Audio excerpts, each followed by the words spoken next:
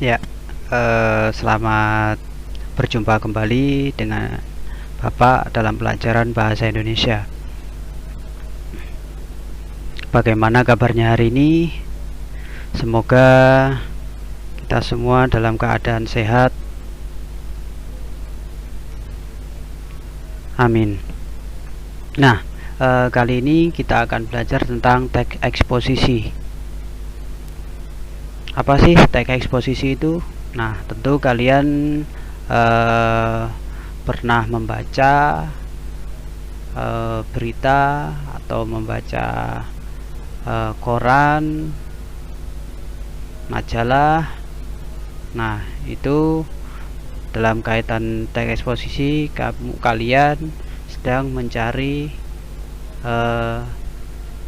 bahan atau mendapatkan sebuah informasi. Nah, informasi itu bisa kalian nanti ungkapkan dengan seseorang dengan tujuan agar seseorang itu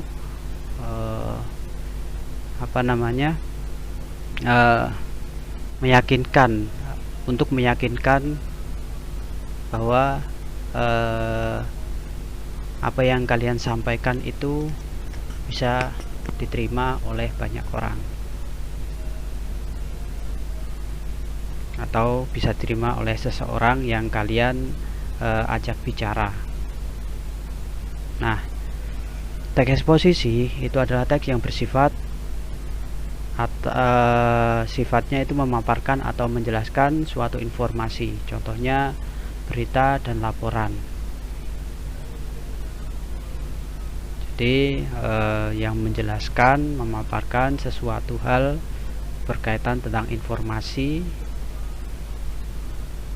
yang berupa berita ataupun laporan itu bisa dikatakan teks eksposisi. Karangan atau paragraf yang bersifat eksposisi disebut ekspositoris. Contohnya yaitu tema yang dapat dikembangkan, manfaat ekstrak kulit manggis. Nah, apa saja manfaatnya? Terus bagaimana perkembangan bisnis ikan air tawar? Yang ketiga, hal-hal yang menyebabkan kegalauan pada remaja. Ciri-ciri teks eksposisi yang pertama bersifat non-fiksi ilmiah. Jadi bukan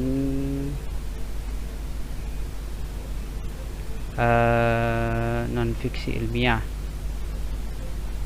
sifatnya itu non-fiksi ilmiah. Yang kedua bertujuan menjelaskan atau memaparkan.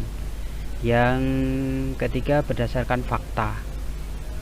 Yang keempat tidak bermaksud mempengaruhi. Struktur teks eksposisi. Yang pertama itu tesis. Tesis ini berupa pembukaan, merupakan pendapat atau opini. Berarti opini kalian tentang suatu yang kalian bahas atau bicarakan. Ini berupa pendapat-pendapat kamu. Yang selanjutnya yaitu argumentasi, merupakan pendapat atau alasan yang merupakan isi yang disertai pernyataan pendukung yang berupa gambar, grafik, diagram atau fakta-fakta yang ada. Jadi argumen itu suatu pendapat yang disertai dengan yang didukung, bukan yang didukung dengan fakta-fakta yang ada. Biasanya orang menyampaikan sesuatu terus dia didukung dengan sebuah fakta-fakta yang ada. Itu namanya sebuah argumentasi. Bisa berupa gambar, grafik, diagram, dan yang lain-lain. Yang ketiga penegasan ulang. Nah, penegasan ulang ini merupakan bagian penutup, biasanya mengulangi tesis atau menyimpulkan argumentasi. Jadi setelah yang dibahas tadi terus disimpulkan. Selanjutnya pola pengembangan teks eksposisi. Pola pengembangan dalam suatu kalimat, dalam suatu paragraf itu ada beberapa pola pengembangan. Yang pertama, pola pengembangan umum khusus, itu dinamakan deduksi atau deduktif. Yang kedua, pola pengembangan khusus ke umum atau induksi atau induktif. Yang ketiga, pola pengembangan proses. Yang keempat, pola pengembangan eksposisi ilustrasi. Nah, pola pengembangan umum khusus, yaitu umum itu adalah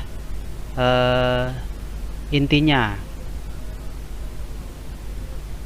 Jadi yang umum itu adalah inti yang dibicarakan, yang bisa nanti dijabar-jabarkan atau dijelas-jelaskan. Itu biasanya yang bersifat umum. Nah, merupakan paragraf yang kalimat utama atau ide pokoknya berada di awal paragraf. Disebut juga paragraf deduktif. Cara mengingat, D itu depan, maksudnya adalah kalimat utama berada di depan atau awal paragraf. Contohnya, nih, kebersihan sangat menjadi masalah di sekolah. Ini terjadi karena banyak murid-murid yang tidak sadar akan kebersihan, padahal kebersihan adalah sebagian dari iman. Nah, ini yang dibicarakan adalah kebersihan sangat menjadi masalah di sekolah. Nah, dijelaskan dalam kalimat-kalimat penjelas, yaitu ini terjadi karena banyak murid-murid yang tidak sadar akan kebersihan, padahal kebersihan adalah sebagian dari iman. Ini adalah deduktif. Kalimat utamanya itu yang bergaris bawah. Kalimat-kalimat yang lain adalah kalimat-kalimat penjelas.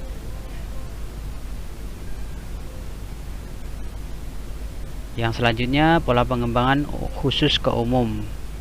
Nah, sama, umum itu adalah intinya.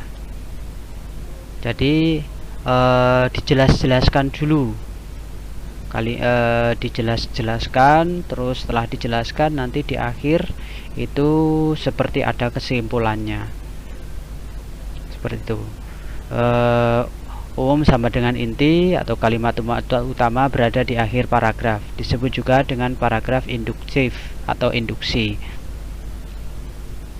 Nih, contohnya, saya sangat setuju dengan adanya kegiatan kerja bakti setiap minggu, karena jika lingkungan hidup bersih,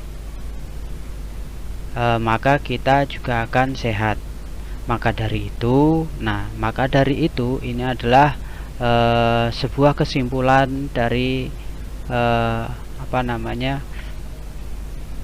penjelasan-penjelasan yang ada di atas. Maka dari itu kegiatan kerja bakti sangat penting di lingkungan sekolah. Nah, ini dinamakan kalimat utama.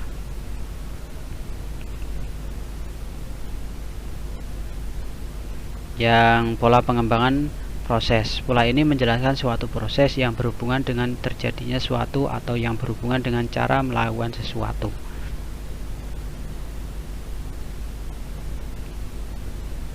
Nah, berhubungan dengan terjadinya sesuatu atau yang berhubungan dengan cara melakukan sesuatu. Jadi ada hubungannya, ada prosesnya, seperti itu. Contoh, ada 5 cara untuk mengatasi rasa takut. Pertama, persiapkan diri Anda untuk tidak panik menghadapi situasi apapun.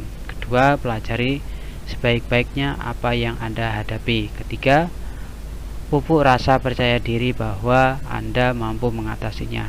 Keempat, pertebal keyakinan Anda bahwa setiap kesulitan pasti ada jalan kemudahan.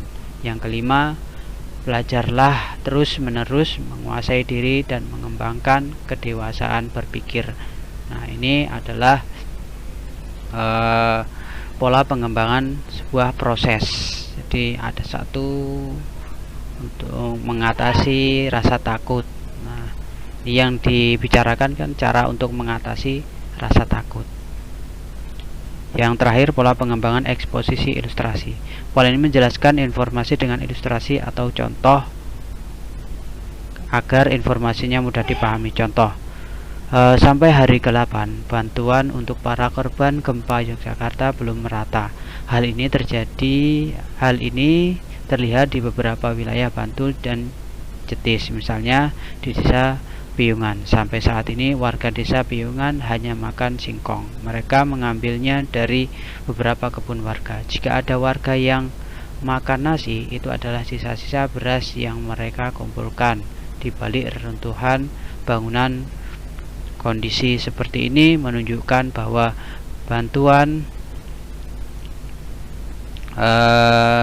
pemerintah masih belum atau kurang merata. Nah, tugas kalian yaitu bukalah textbook bahasa Indonesia halaman 55 dan 56. Bacalah teks eksposisi yang berjudul Mengubah Kebiasaan Buruk. Setelah selesai, kalian baca, tentukanlah pola pengembangan setiap paragraf dan identifikasi gagasan utamanya.